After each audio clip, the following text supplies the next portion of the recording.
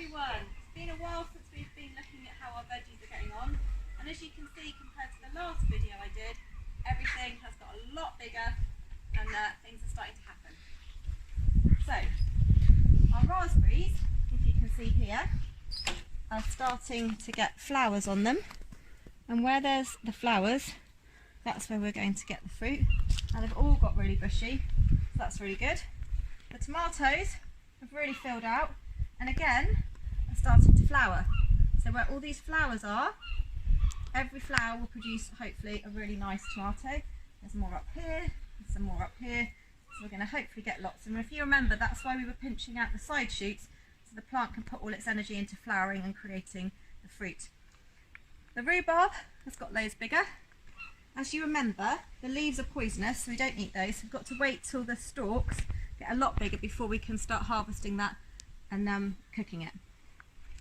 Over here, sit down, we've got our cucumber plant, which again has got a few more flowers coming here, but we also have our very first cucumber, which is a really funny shape, and actually I don't know if you can see on there, but it's kind of a little bit spiky, so it's different to the ones that you get in the shop, but it will still taste really good. I'm going to leave that there for a little bit longer, so it might just get a little bit bigger. Okay, so the courgette and the butternut squash has a little bit of a funny story. So basically what happened was I put butternut squash, also I thought, 2 of them at the front, and I put here 2 courgettes at the back. Now I labelled these the whole time I planted them out from the tiny seeds, and I'm pretty convinced I didn't move them around, but as you can see we've got a courgette here, a butternut squash there, a courgette there, and a butternut squash there.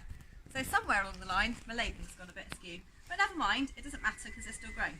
Now the courgette has gone mad, it's got really big, the leaves are like huge compared to what they were like before, and we've got quite a few courgettes growing on here. Funny shapes in some places, and then I'll just twist it. So when you take the courgette you can twist it off,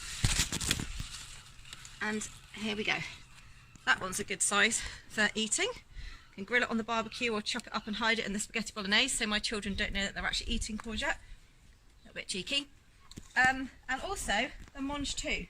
Now if you remember, we had the birds that were being really cheeky and attacking them, and they weren't growing very well, but then we discovered that's what was happening. We put the nets over them, and we have now got, I like mange too, but in some places they're getting so big that they're kind of almost like a sugar snap pea. Now you can eat these as they are, or you can cook them in a stir fry or something like that. To be honest, my children love them as they are coming off the plant, so what I'll do in a minute is I'll leave the bowl there, collect the rest of them, and to be honest I don't think they'll actually see a frying pan. The final bed has got lots of things in, if you remember.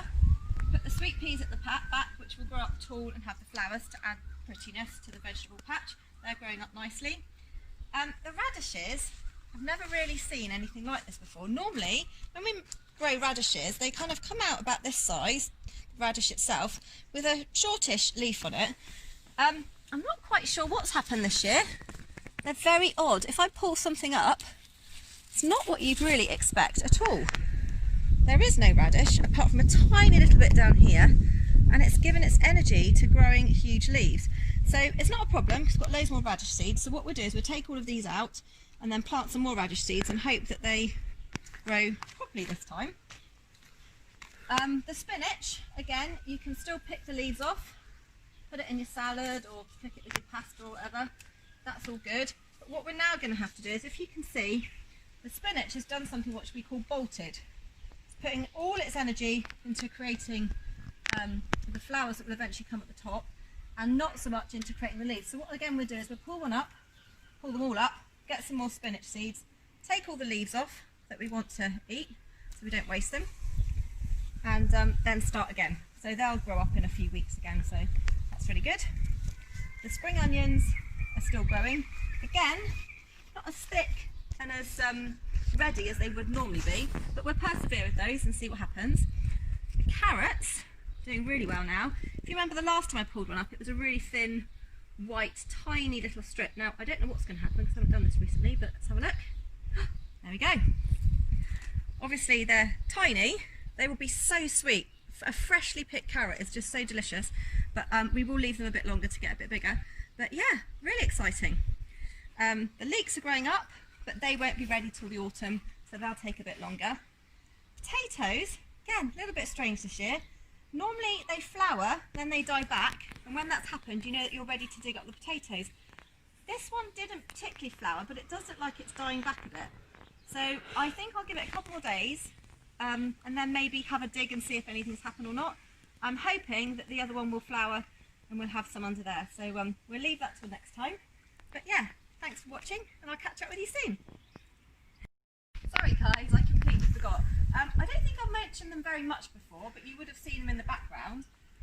These are hollyhocks. Now they started as seeds, obviously. If you have a look, this is what a hollyhock seed looks like. It almost looks like an ammonite or a fossil. They're really unusual seeds, like a spiral back, very strange. But yeah, started out like that, and it's just absolutely gone mad. Miles taller than me, not obviously miles, but you know what I mean. And it's got loads and loads of buds. I'm really, really excited about this because hollyhocks are my favourite flowers in France. And I'm not sure that we get to go away camping in France this summer because of everything that's happened. So hopefully, when this comes out, and I hope it continues to do really well, I'll feel like I've got a little bit of France in my garden. So I've got either dark pink ones, light pink ones, or white ones. Can't remember which I've planted and what they'll be, so it'll be a nice surprise.